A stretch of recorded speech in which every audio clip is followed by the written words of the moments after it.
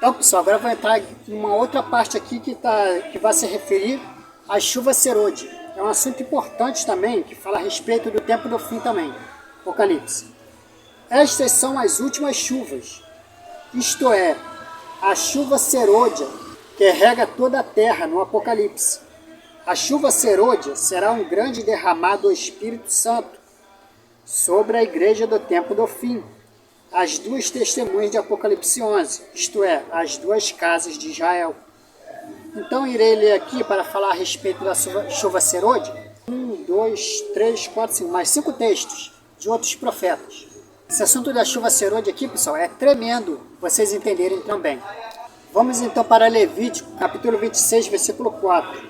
Eu lhes mandarei chuva na estação certa, e a terra dará a sua colheita, e as árvores do campo darão o seu fruto. Então, pessoal, vocês têm que entender uma coisa. Deus, no Antigo Testamento, ele usava coisas literais para falar no Novo Testamento de coisas espirituais. É isso que muitas pessoas não conseguem entender, interpretar. Quando elas conectam, quando elas querem conectar o Antigo com o Novo Testamento. Deus usa coisas literais, usou de coisas literais no Antigo Testamento para no futuro, no nosso tempo, falar de coisas espirituais através de coisas passadas. Por quê? Porque a lei, os salmos e os profetas eram sombras de coisas futuras. Coisas futuras, coisas que estamos vivendo e coisas que viveremos no futuro. Então você tem que ler os textos do Antigo Testamento com esse entendimento. Quando está falando de chuva, não é chuva literal água. Está apontando para derramar do Espírito Santo. Entenderam? Quando está falando de frutos, está falando fruta literal da árvore. Está falando de fruto, está falando de obras. Mas essas coisas no Antigo Testamento aconteciam de forma literal. Para no nosso tempo apontar para coisas espirituais. A realidade, o passado são sombras e o futuro é a realidade de coisas passadas. Então você tem que ler aqui, ó. Eu lhes mandarei, futuro, eu lhes mandarei chuva na estação certa, ou seja, no tempo certo. Estação está falando no tempo certo. E a terra dará a sua colheita. Essa colheita, pessoal, de Levítico capítulo 26, versículo 4, que eu acabei de ler, eram sombras de Apocalipse capítulo 14, versículo 14 ao 20. Olhei, e diante de mim estava uma nuvem branca, e assentado sobre a nuvem, alguém semelhante ao Filho de Homem. Quem é esse alguém aqui? Semelhante ao Filho de Homem? É o próprio Senhor Jesus. É a segunda vinda dele. Ele estava com uma coroa de ouro na cabeça e uma foice afiada na mão. Então saiu do santuário, dos céus, um outro anjo que bradou em alta voz, aquele que estava sentado sobre a nuvem. Quem que estava sentado sobre a nuvem? Senhor Jesus. Aí o anjo vai gritar para o Senhor Jesus: tome a sua foice, faça a colheita, pois a safra da terra está madura. Chegou a hora de colhê-la. O que a safra da terra está madura? Pessoal, está dizendo aqui, chegou o tempo da colheita, é porque chegou o tempo que tanto o povo de Deus, quanto o povo da besta, chegou o tempo da colheita. O que é chegar no tempo da colheita? É o povo de Deus chegar no seu ápice da santidade, e é o povo do diabo, o povo do anticristo, chegar ao ápice da sua maldade. Porque, pessoal, vocês precisam entender o seguinte: desde que o mundo é mundo, tem pessoas que fazem o bem e tem pessoas que fazem o mal. E Deus, ele vai aturando a maldade das pessoas. Só que chega um determinado momento que Deus fala assim: chega, acabou, já deu. Aí Deus vai e aplica o juízo sobre a terra. E aí ele faz separação naquela geração entre o joio e o trigo. O povo da besta e o povo de Deus. Mas enquanto isso não acontece, ele vai deixando correr solto. Ele vai levantando homens de Deus para pregar, para edificar as nações, para as nações que estão em pecado se arrependerem. Uns ouvem o povo de Deus, outros permanecem rebeldes, fazem cada vez mais maldade e cada vez vão temando. E Deus vai deixando. Chega a determinado momento que Deus fala assim, chega, acabou, já deu. Aí Deus vai e aplica juízo. Esse aplicar juízo é o dia da colheita. Ele vai colher quem é povo dele e ele vai colher quem não é povo dele. O que é colher? É matar, é eliminar, matar. Alguns pontos das escrituras ele vai salvar.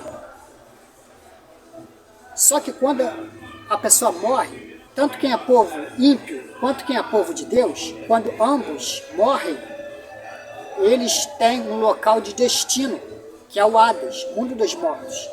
E aí ele faz separação. Quem é povo de Deus, quem é colhido, povo de Deus, ele vai para o seio de Abraão.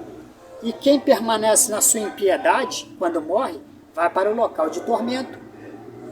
E ambos, tanto quem é povo de Deus quanto é povo ímpio, vai ficar lá no mundo dos mortos, no Hades, até o dia do julgamento. Mas antes tem que haver o quê? A colheita da terra, a ceifa, a grande ceifa. O ceifador vem ceifando tudo. Povo de Deus e povo da besta. Então nesse texto aqui que eu acabei de ler, quem está sendo ceifado da terra, está sendo primeiro o povo de Deus. É a ressurreição e arrebatamento. Tomou a sua foice e faça a colheita, pois a safra da terra está madura, ou seja, chegou no ápice. Aqui está falando do povo de Deus, chegou no ápice da santidade. A colheita está madura, chegou a hora de colhê-la. O povo de Deus sendo colhido. Agora, pessoal, é a segunda colheita. É o povo maligno, o povo do anticristo. Segunda colheita, preste atenção. Apocalipse, que eu estou lendo, hein? Outro anjo saiu do santuário dos céus, trazendo também uma foice afiada.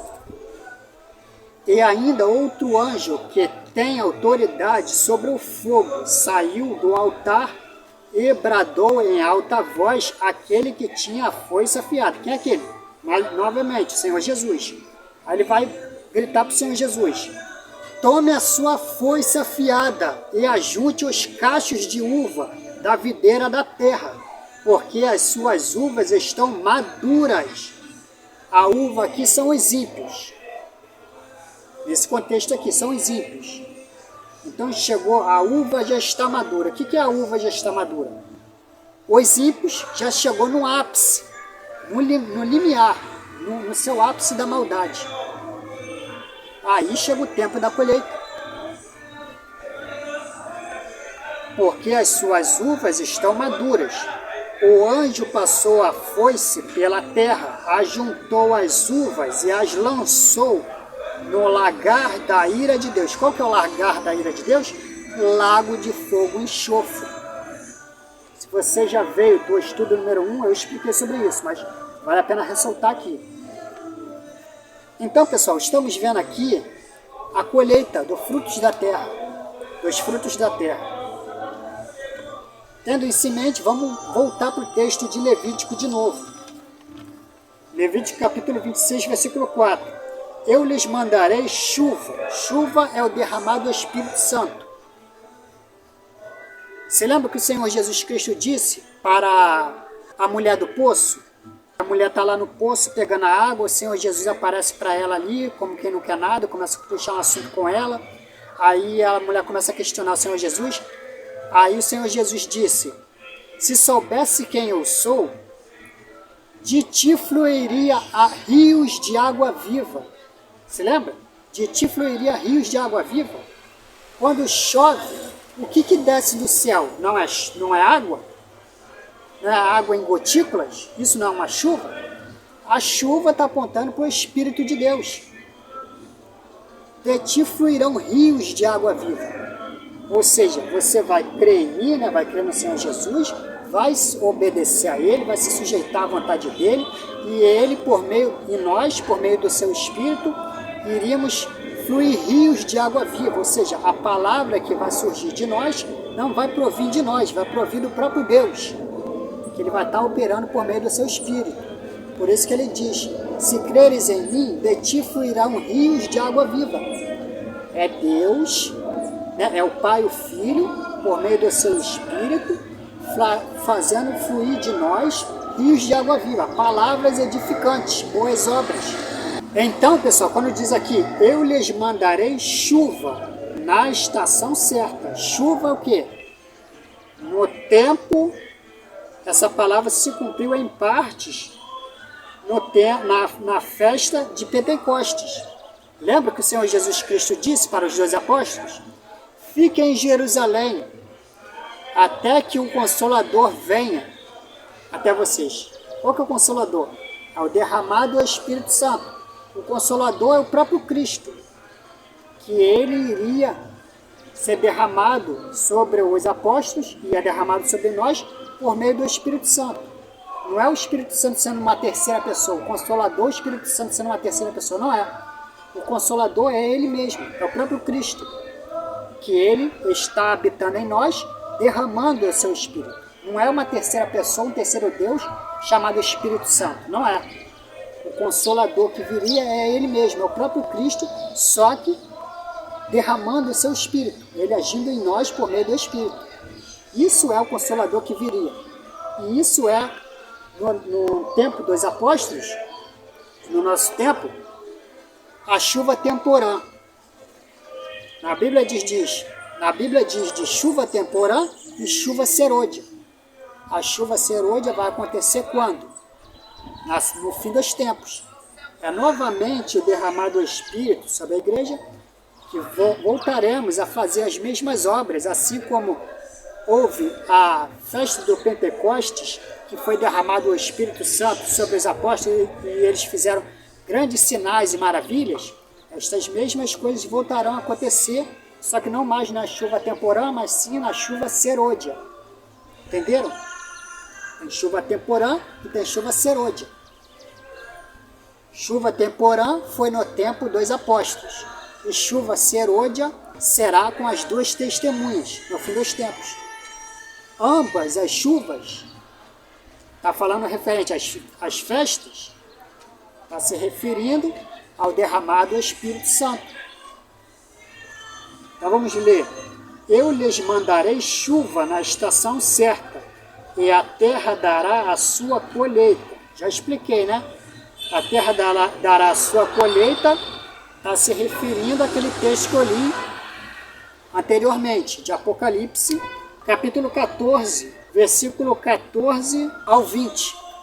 Texto que eu acabei de ler. E aí continua. Chuva dará a sua colheita, e as árvores do campo. O que são árvores? São pessoas, seres humanos. Lá no Jardim do Éden, quando tinha as duas principais árvores, a árvore da vida e a árvore do conhecimento do mal, existiam árvores literais. Só que, mais uma vez, pessoal, Deus usa coisas literais para falar de coisas espirituais. Então, a árvore da vida estava apontando para o próprio Cristo, o próprio Senhor Jesus. E a árvore do conhecimento do bem e do mal, do qual Adão e Eva comeram, se alimentaram, está se referindo, está apontando para o próprio diabo. Se Adão e Eva não dessem ouvidos à serpente, não comessem do fruto, eles não iriam se alimentar da árvore do conhecimento do mal, do bem e do mal. Ou seja, não iriam se alimentar dos ensinos, das doutrinas do diabo, de Satanás. Mas eles iriam se alimentar da árvore da vida, ou seja, do próprio Cristo. E no texto que diz sobre essas duas árvores, a árvore do conhecimento do bem e do mal e a árvore da vida, diz que haviam muitas árvores no jardim, que eles poderiam se alimentar de muitas árvores. Essas árvores, essas demais árvores, tirando as duas principais, está se referindo a pessoas. Ah, Marcos, mas só existia Adão e Eva na época.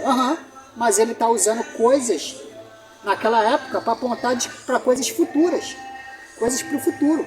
Então aquelas demais árvores estão se referindo a pessoas. Quando a pessoa prega o evangelho, você não está se alimentando daquilo que está saindo da boca dela, o ensino, seja para o bem ou seja para o mal? E se a árvore está apontando para pessoas, o fruto que sai da boca da pessoa é o mesmo fruto que sai da árvore. Seja um fruto podre ou seja um fruto maduro, bom, para colheita. Entenderam? Então Deus está usando coisas literais para falar de coisas espirituais. Então a gente nunca pode perder esse raciocínio na hora de estudar a palavra. Senão vai ficar vago, você vai perder muita revelação da palavra. E as árvores do campo darão o seu fruto. Fruto aqui está apontando para obras. A árvore está apontando para pessoas. E fruto está apontando para obras, coisas que as pessoas fazem. Sabemos que uma árvore dá fruto bom ou fruto podre. Ou seja, essa árvore que é a pessoa, ou ela faz o bem ou ela faz o mal.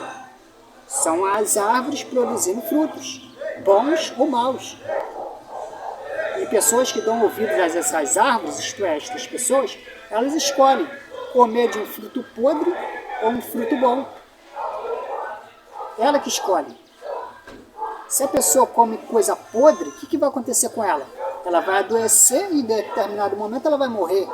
Ela se alimenta de coisa saudável, o corpo dela fica saudável. Entendeu? Então se a pessoa se alimenta espiritualmente de coisas agradáveis a Deus, condizente com a palavra de Deus, espiritualmente ela está sendo edificada, está gerando vida nela. Mas se ela se alimenta de coisa imunda, doutrina maligna, ela vai ser espiritualmente, ela vai estar doente, tanto espiritualmente como literalmente, fisicamente. Se lembra que o Senhor Jesus Cristo disse: se os seus olhos forem bons, todo o seu corpo será luz, mas se os seus olhos forem maus, todo o seu corpo será trevas, e grandes trevas serão. Você olha, ele não diz, pois os olhos são a candeia da alma, né? O que é a candeia? É o acesso, é o que alimenta a nossa alma. O que alimenta o nosso corpo físico é pela boca. Você se alimenta como? Pela boca. Você pega o alimento e coloca pela boca. Mas o espírito, ele se alimenta, que passa pelos nossos olhos e também pelos nossos ouvidos também, pelo que você ouve e pelo que você vê. Se você vê algo que edifica, você ouve coisas que edificam, você está alimentando o seu espírito. Mas se você ouve coisas imundas, coisas indecentes, coisas que não condiz com a palavra de Deus, você está apodrecendo o seu espírito e, consequentemente, o teu corpo, e você ficará tanto doente espiritualmente quanto doente fisicamente. Porque os seus olhos são a candeia da alma. Eu estou dizendo, e a terra dará a sua colheita, e as árvores do campo darão o seu fruto. Tanto fruto bom quanto fruto podre. Ou é um ou é outro. Agora vamos para outro texto.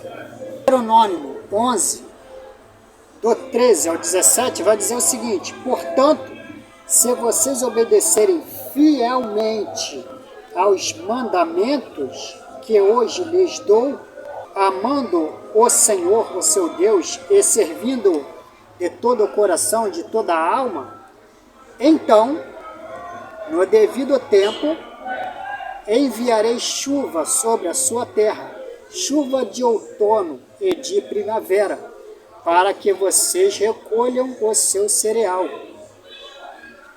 e tenham vinho novo e azeite. Ela dará pasto nos campos para os seus rebanhos. E quanto a vocês, terão o que comer e ficarão satisfeitos. Por isso, tenham cuidado para não serem enganados e levados a desviar-se para adorar outros deuses e a prostrarem-se perante eles. Lembra o que o apóstolo Tiago disse? Para que tenhamos cuidado para não sermos levados de um lado para o outro por ventos de doutrinas? É mais ou menos isso que esse texto aqui está dizendo também, do versículo 16. Versículo 17. Caso contrário, a ira do Senhor se acenderá contra vocês, e ele fechará o céu para que não chova. Ó, meu irmão, isso daqui é tremendo. E ele fechará o céu para que não chova e para que a terra nada produza. Lembra o que o profeta Elias fez? Ele não fez fechar os céus durante 3 anos e meio para que não chovesse? O apóstolo Tiago não disse isso? E ele não falou que, o apóstolo Tiago não falou que Elias era homem igual a nós, mas ele orou, ele se santificou, ele se sujeitou ao Senhor, e por isso Deus permitiu que Elias fechasse o céu durante 3 anos e meio. E lá em Apocalipse não diz também que o céu irá se fechar durante 3 anos e meio? Diz. Você está vendo as mesmas obras que Elias fez, a igreja fazendo? E sendo conectado aqui com a questão, com o assunto de chuva serôdia, de chuva temporã, ou seja, as festas do Senhor. Vocês estão vendo coisas tremendas? Como é que as 7 festas do Senhor, Jesus, lá do Antigo Testamento, elas estão em um processo de construção. Se cumpriram as 4 primeiras festas com Cristo e faltam se cumprir as últimas 3 festas. Que festa também está se relacionado à chuva? Chuva serôdia ou chuva temporã? Vocês estão vendo como é que as festas estão apontando para coisas futuras? Que estamos no período das festas do Senhor? A igreja não estuda isso, não estuda as festas. Acham que festas são coisas judaicas e não precisamos estudar elas. Cadê? Eu acho que até acabei, né? Vamos agora para outro texto. Agora, pessoal, vamos para Jeremias, capítulo 5, versículos 23 ao 25. Mas este povo tem coração obstinado e rebelde. Eles se afastaram e foram embora. Não dizem no íntimo. 2 pontos. Temamos o Senhor nosso Deus, aquele que dá as chuvas do outono e da primavera no tempo certo. Ou seja, chuva de outono, chuva temporã, chuva primavera, chuva da primavera, chuva serôdia, as primeiras e as últimas chuvas. As primeiras aconteceu ali, né, na festa dos Pentecostes, e as últimas vão acontecer lá no tempo do fim com as 2 testemunhas. Não dizem no seu íntimo, temamos o Senhor, nosso Deus, aquele que dá as chuvas do outono e da primavera no tempo certo, e nos assegura as semanas certas da colheita. Porém, os pecados de vocês têm afastado essas coisas. As faltas de vocês os têm privado desses bens. Desses bens, que bens é esses, pessoal? Se lembra que o Senhor Jesus Cristo disse? Se creres em mim, obras maiores farão? Lembra? Então, essas coisas ainda não se cumpriram. Vão se cumprir no futuro. O Senhor Jesus disse, se creres em mim, obras maiores farão. Significa que lá no tempo do fim, essas coisas vão acontecer. Não está acontecendo agora. Não está acontecendo agora. Por acaso, as coisas que os apóstolos fizeram, a igreja de hoje faz? Por exemplo, vou encerrar aqui, não sei se é Pedro ou João. Quando ele estava passando, aí ele viu um aleijado pedindo esmola. Aí ele disse o que, o apóstolo? Não tenho ouro nem prata, mas o que eu tenho te dou. Levante-se e ande. Aí ele pegou e andou. Ele estava andando normalmente na rua, o apóstolo, aí ele viu um aleijado pedindo esmola. Aí ele foi lá e orou. Ele viu que ele tinha fé para ser curado e foi lá e orou. E o aleijado começou a andar. Alguém faz isso hoje em dia, pessoal? Alguém faz isso hoje em dia? Algum homem de Deus passa na rua aí, ó, vê um aleijado, vê um cego e fala, levante e ande. Você vê alguém fazendo isso? Não vê. O que acontece? Falsos ensinos e falsos milagres. Muitos não gostam, mas é a realidade. Porque olha só que coisa. A pessoa só é curada se estiver dentro da igreja? Eles passam com um carro de som e falam, ó, vai lá na consagração de fé e milagres, isso, aquilo, outro, na campanha disso, campanha daquilo. Você que está desempregado, você vai conseguir trabalho. Você que está doente, você vai ser curado. Você que está cego, você vai voltar a enxergar. Você que está aleijado, você vai voltar a andar. Mas você tem que ir lá na igreja, no culto. Por que esses mesmos homens, no dia a dia, no mercado, no hospital, numa praça, na rua, não ora e o milagre não acontece? Porque os apóstolos não faziam isso? Eles faziam isso. A pessoa era curada na hora, instantaneamente. Os apóstolos não falavam, ó, você quer ser curado, aleijado? Você quer curado, cego? Vai ter um culto lá, ó. Na igreja tal, você tem que ir lá, tá? E é na minha placa, da minha igreja, tá? Não é nas demais igrejas, não, na minha. É só na minha que você vai conseguir cura. Aí a pessoa tem que ir lá para essa tal cura acontecer. Eles faziam isso? Não faziam. Eles curavam na hora, no ato. Mas Jesus disse, se creres em mim, obras maiores farão. Ué, mas eles creem, por que está acontecendo?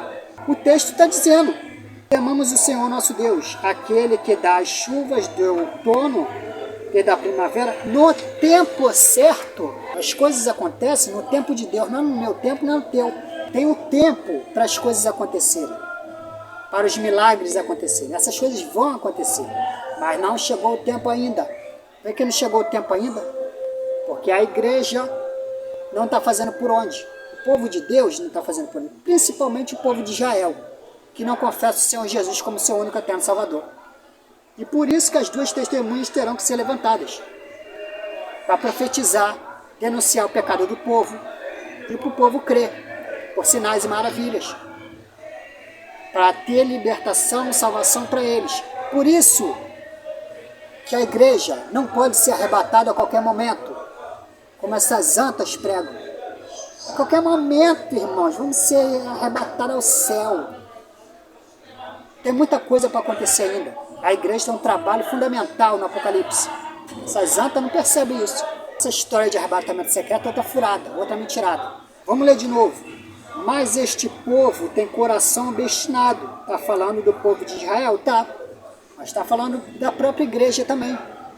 A rebeldia, usam a palavra de Deus para enganar muitas pessoas. Nós precisamos, eu também estou me colocando no bolo, também todos nós precisamos nos melhorar cada dia, nos se santificar cada dia, para que sejamos merecedores, para que Deus derrame do seu Espírito e possa operar os milagres através de nós.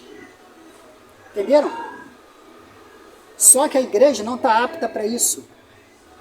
Por que não está apta? Porque está rebelde, igreja rebelde. E eles não têm nem humildade para aceitar. Se acham muito santa, melhor que todo mundo. Cada um defendendo a sua placa, se achando melhor que os outros. Não olham para si. Não confessam diante de Deus os seus erros, os seus pecados. Se acha melhor que todo mundo. E por isso Deus oculta o poder. Mas o povo não tem nem humildade. O povo de Deus não tem nem humildade para confessar que ainda não somos merecedores destas coisas. E aí o texto está denunciando, mas este povo tem coração obstinado. Está falando do povo de Deus em geral. Ah, Marcos, é só para o povo da época. Ah, povo da época? Então quer dizer que o povo da época pecava. O povo de Deus pecava, era rebelde. O povo de Deus hoje em dia não. É tudo santinho, é tudo bonzinho. Não há inúmeros escândalos dentro das igrejas. Coisas vergonhosas. Homens que se diziam homens de Deus, virando ateu. Virando ateu. Abrindo canal no YouTube para pregar contra o Evangelho. Apostatando da fé. Tem crescido um número enorme de apóstolos se voltando contra Deus. Pregando e evangelizando contra a palavra de Deus. Isso vai aumentar cada vez mais. E aí Deus está denunciando. Mas este povo tem coração obstinado e rebelde. Eles se afastaram e foram embora. É isso que muitos homens que eram de Deus estão se transformando em ateus, ou até pessoas que não são ateus declarados, mas pregam doutrinas malignas, como a doutrina calvinista, aquela doutrina maligna diabólica do calvinismo. Para você que não sabe, o calvinismo é sim um tipo de ateísmo. Você não sabe, fica sabendo. Você que é calvinista é um ateu, porque você acredita em um Deus, você construiu um Deus que não é o Deus da Bíblia. Assim como o pessoal LGBT, o pessoal da Umbanda, do Candomblé, eles acreditam em Deus? Acreditam, mas construíram, fundamentaram um Deus que não condiz com as Escrituras. É um Deus que aceita eles do jeito que eles são.